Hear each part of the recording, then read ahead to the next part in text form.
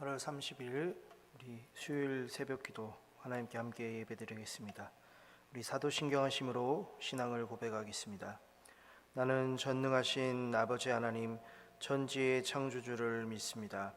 나는 그의 유일하신 아들 우리 주 예수 그리스도를 믿습니다.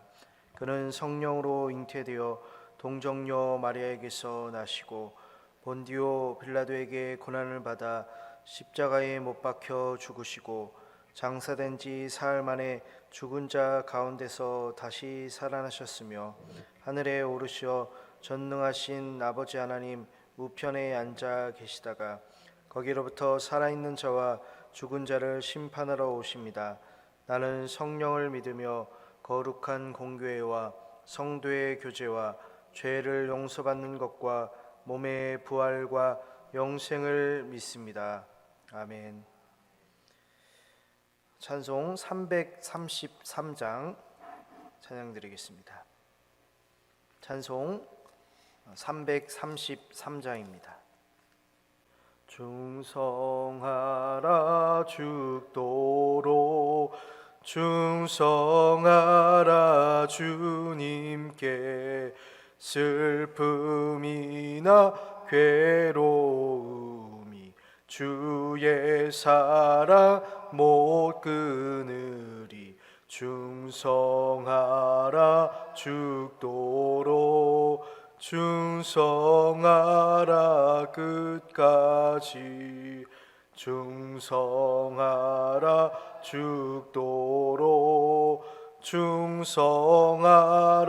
주님께 찬란하다 저 멸류관 들려온다 주의 음성 충성하라 죽도록 충성하라 끝까지 충성하라 죽도록 충성하라 주님께 항상 내가 힘쓰오니 주님 나를 도우소서 충성하라 죽도록 충성하라 끝까지 아멘.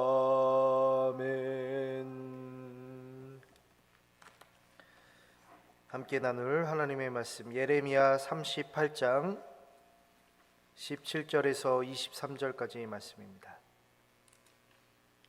예레미야 38장 17절에서 23절까지 말씀입니다. 예레미야가 시드기야에게 이르되 만군의 하나님이신 이스라엘의 하나님 여호와께서 이와 같이 말씀하시되 내가 만일 바벨론의 왕의 고관들에게 항복하면 내 생명이 살겠고 이 성이 불사름을 당하지 아니하겠고 너와 내 가족이 살려니와.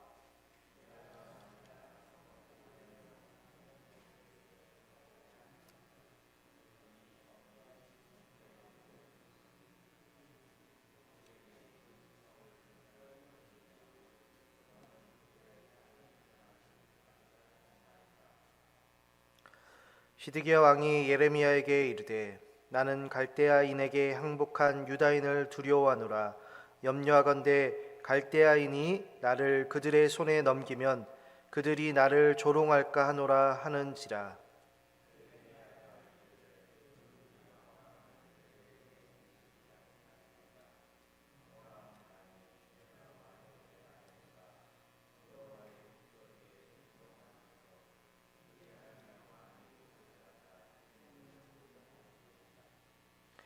그러나 만일 항복하기를 거절하시면 여호와께서 내게 보이신 말씀대로 되리이다.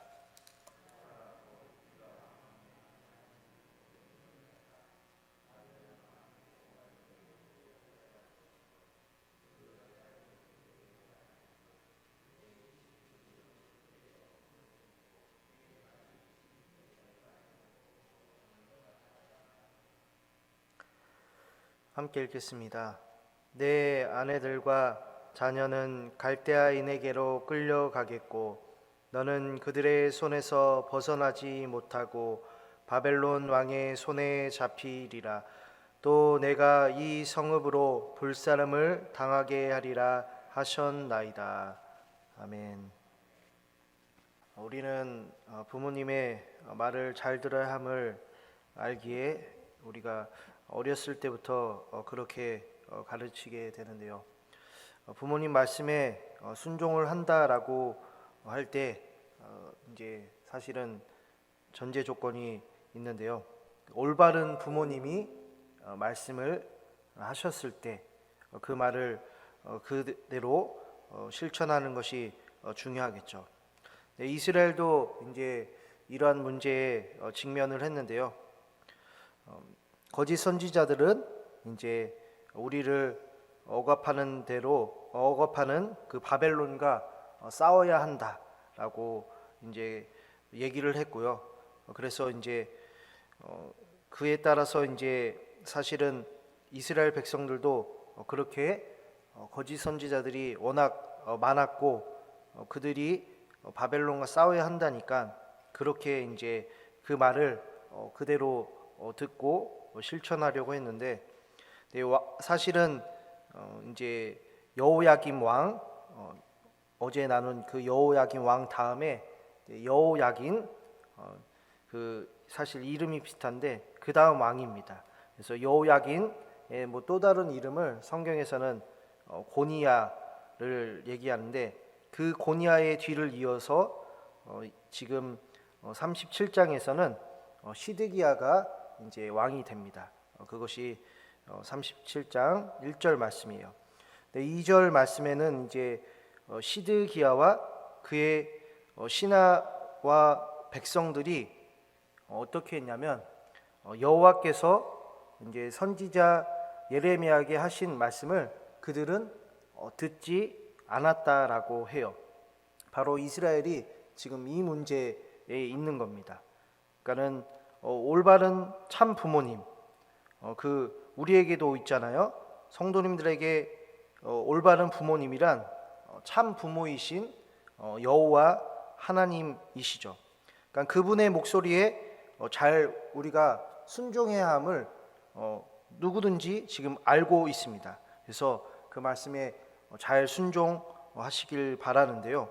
그런데 보시면 시드기야와 신하와 백성들은 하나님의 말씀을 듣지 않았다라고 지금 얘기하고 있어요. 그래서 우리는 그들과 반대로 가야 됩니다. 시드기야와 신하와 백성들은 거짓 선지자들의 말을 듣고서 바벨론과 싸우려고 해요.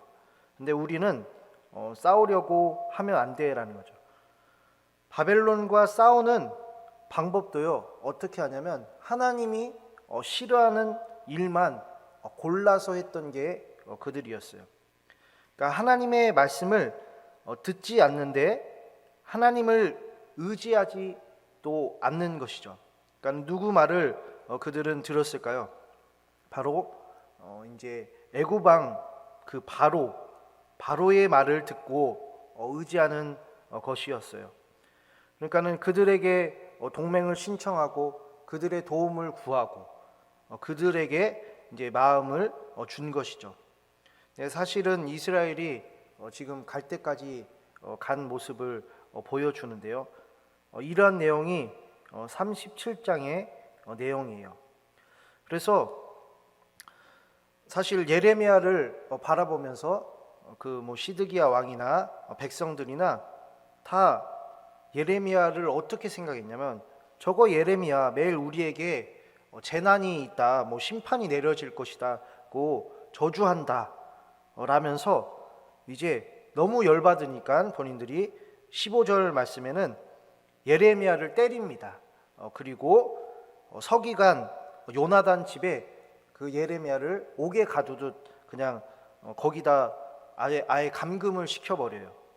그리고 나서 이제 38장에 와서는 예레미야를 이제 비어있는 그 구덩이에 마치 요셉처럼 던져버려요.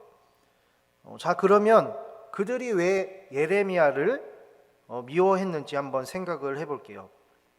예를 들어서 이제 우리 입장에서 우리나라가 지금 원래는 이제 마치 좀 중앙에 있는 것처럼 돼서 다른 나라부터 침략을 계속 우리가 받아왔거든요. 역사 속에서. 그런데 이제 하나님이 말씀하시기를 지금 외세가 이렇게 쳐들어오는데 분명 우리는 싸워서 이길 수도 있는데 항복하라고 얘기를 하는 거예요. 그러면 사람들은 어떻게 할까요?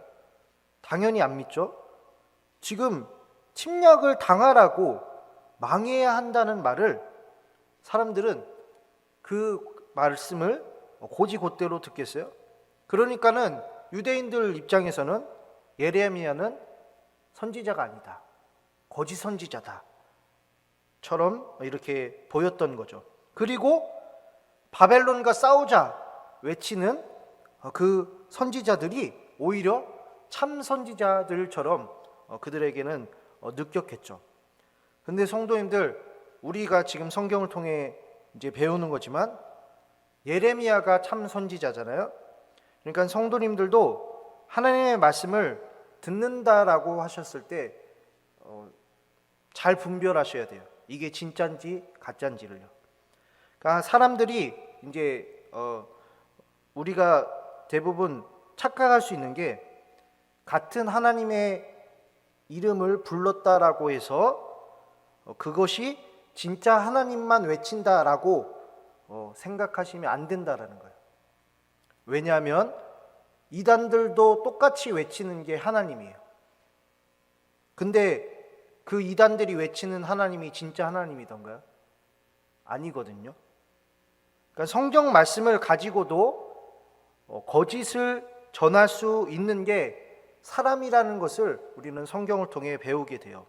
그래서 우리는 참인지 거짓인지, 진짜를 말하는지 가짜 말씀을 말하는지 성도님들이 반드시 분별을 하셔야 해요. 예레미야를 보세요.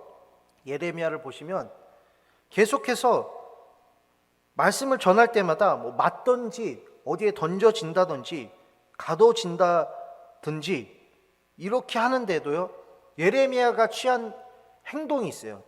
꾸준히 똑같이 한 게 있는데 무엇이냐면 하나님의 말씀을 자기 상황이 어떻든 간에 그대로 계속해서 전달을 한다는 거예요. 성도님들, 우리도요 하나님의 말씀을 듣고서 그대로 전해야 해요. 그것을 꾸준히 해야 돼요. 그래서 꾸준히 한다라는 게 바로 중요해요. 내가 과거에 열심히 했어요. 네. 과거에는 열심히 했어요. 그러면 안 돼요. 지금은요? 앞으로는요? 그러니까 과거의 일만 많이 얘기하는 사람들은 조심하셔야 돼요. 진짜로. 내가 그랬으면 더 조심하셔야 돼요. 과거에 있으면 끝나는 게 우리의 신앙이 아니거든요. 그러면 내 상황에 맞춰서 말씀을 끼워 넣는 것이나 다름이 없기 때문이에요. 그러면 어떻게 생각하냐면 하나님의 심판이 가까워지고 있는데 나는 예전에 잘했어 로 넘어가는 거예요. 그래서 우리는 말씀을 제대로 알아야 되는데, 그러면 그런 식으로 내 상황에 맞추다 보면 어떻게 생각하냐면 하나님을 믿으면 이 세상에서 잘 먹고 잘 살게 됩니다 로 가는 거예요. 사실 여러분, 세상에서 잘 먹고 잘 사는다, 근데 하나님을 믿는 사람이 그렇게 잘 된다, 그러면 이 세상에 하나님을 믿는 모든 기독교인들이 그 누구보다 잘 돼야 합니다. 근데 성도님들 눈으로 보시잖아요. 예수 믿는 사람들이 모든 사람이 다 잘 먹고 잘 살던가요? 아니거든요. 그러니까 우리가 이 세상에서 잘 먹고 잘 사는 게 하나님의 목표가 아니라는 것을 알아야 돼요. 그거는 내 목표예요. 거짓말이죠. 그러니까 이 세상에서 잘 먹고 우리가 잘 살 수 있어요. 근데 그것도 잠깐이거든요.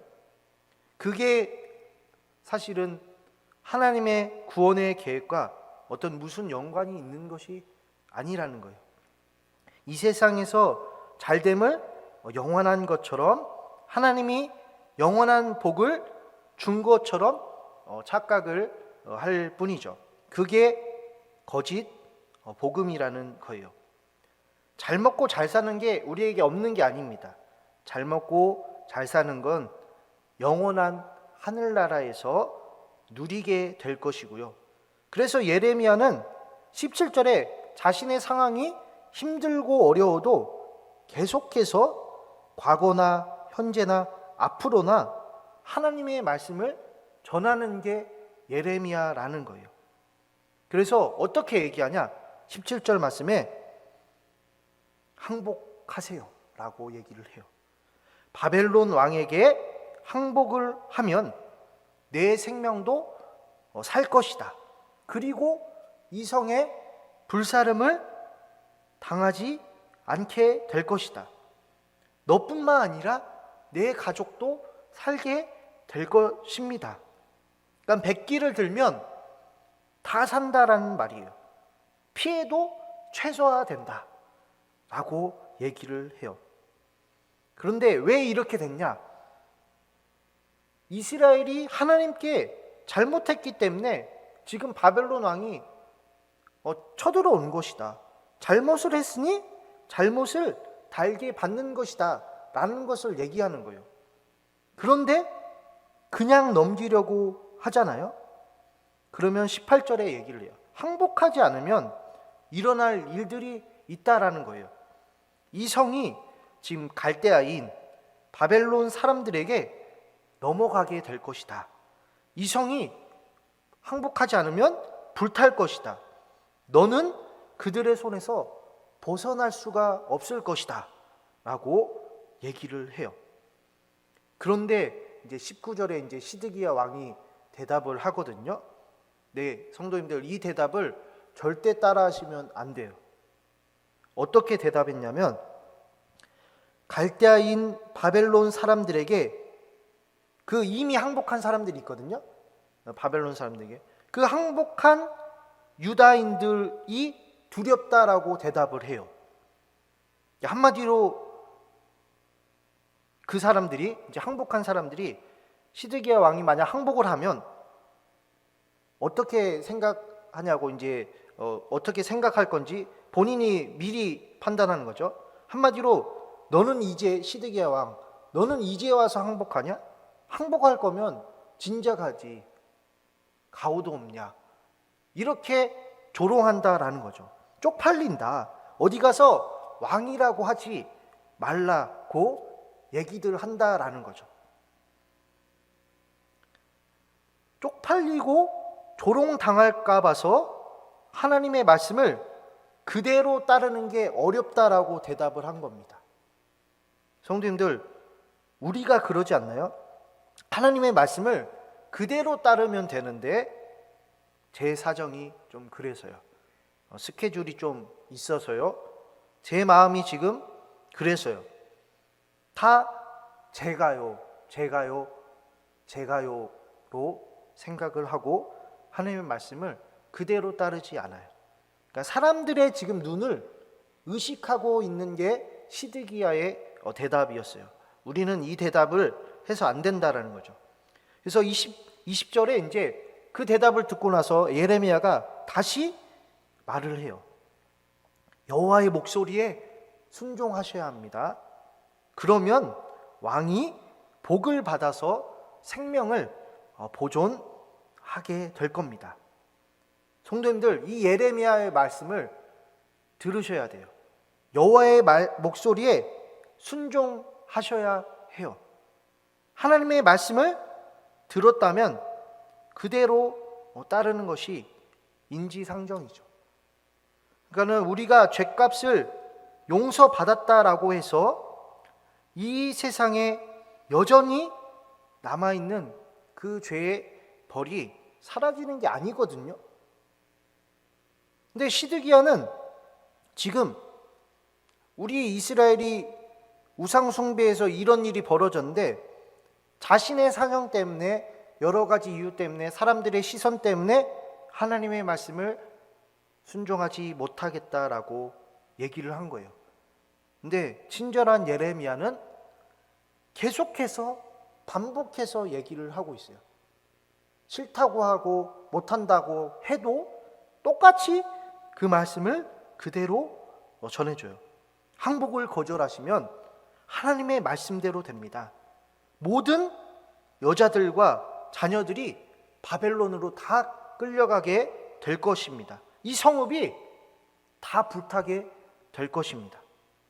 성도님들, 이 말씀이 우리에게 주는 교훈이 무엇인가요? 항복하라는 거예요? 항복하라는 거예요. 외부 침략으로부터 항복하라는 걸까요? 단순히 그렇게 생각하기보다 이것은 물론 하나님의 말씀대로 외부 침략에 항복하라는 것 외에 하나님께 항복하라는 거예요. 내 고집, 내 자존심, 살아온 환경, 학력, 경험 등 하나님 앞에 내려놓으라는 말씀이죠. 시드기야가 왜 하나님의 말씀대로 하지 않았을까요? 자신의 자존심을 꺾기 싫었기 때문이에요. 그래서 자신의 가오는 살아야 했나 봐요. 자존심 세우고 싶었나 봐요. 그렇지만 우리는 그 가오를 죽여야 해요. 그러니까 우리의 이성으로 생각하면 분명 맞서 싸워야 할 것 같은 그때에, 싸워 볼 만한 그때에 하나님은 항복하라고 하시는 거예요.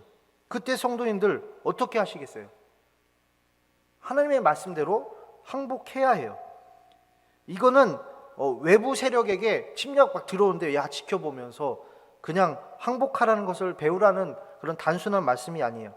하나님 앞에서 나의 것을 다 내려놓는 것을 하나씩 해보는 것이죠. 근데 죄인의 습성이 그러하듯이 시드기야는 끝까지 끝에 가서 항복했을까요? 안 했을까요? 안 했습니다. 항복을 안 해요. 그래서 그 다음에 39장에서 이제 바벨론 나라가 이제 쳐들어옵니다. 쳐들어오니까 어떻게 하냐? 맞서 싸운 것도 아니에요. 예루살렘 성에서 그 시드기야 왕은 신하들과 함께 주랭랑을 칩니다. 그리고 바벨론 군사들이 그 시드기야 왕을 쫓아가서 잡아다가 느부갓네살 왕 앞에 둬요. 그리고 그 시드기야가 지금 눈뜨고 보고 있는 그 자리에서 그 시드기야의 왕자들, 아들들을 다 죽이고, 그리고 유다의 귀족들을 다 죽여요. 그걸 다 봤잖아요. 이제 다 본 시드기야의 두 눈을 눈까지 뽑아버려요. 그게 시드기야의 말로입니다. 성도님들, 하나님의 목소리에 순종하지 않는 결과는요, 그냥 하나님의 심판 그대로 무너지는 것밖에 없어요. 제가 계속해서 이번 주에 죄의 무서움에 대해서 말씀을 드렸잖아요. 죄는 참 부모이신 하나님의 말씀도 귀에 들어오지 않게 해요. 그리고 예레미야라는 참 선지자를 핍박하잖아요. 오히려 바벨론 왕과 사람들이 그 남아있는 예레미야를 선대하고 대우를 해요. 이스라엘 사람들이 아니고. 아이러니하죠. 그래서 39장 우리 마지막 18절 말씀에 하나님은 예레미야에게 이렇게 말씀을 해요. 내가 반드시 너를 구원할 것인즉 내가 칼에 죽지 아니하고 내가 노량물같이 내 목숨을 얻을 것이니 이는 내가 나를 믿었음이라 여호와의 말씀이니라 하시더라. 성도님들, 예레미야처럼 하나님을 믿으시길 바라요. 하나님의 말씀에 충성하세요. 그리고 멈추어야 할 때 멈추지 않는다라고 한다면 우리는 시드기야처럼 돼요. 멈추어야 할 때 멈춘다라고 하면 예레미야처럼 돼요. 성도님들의 복은 전적으로 하나님께 있음을 기억하세요. 우리 함께 기도하겠습니다. 하나님, 오늘 예레미야 말씀을 통해 하나님이 멈추라고 하실 때 우리는 멈추길 원합니다.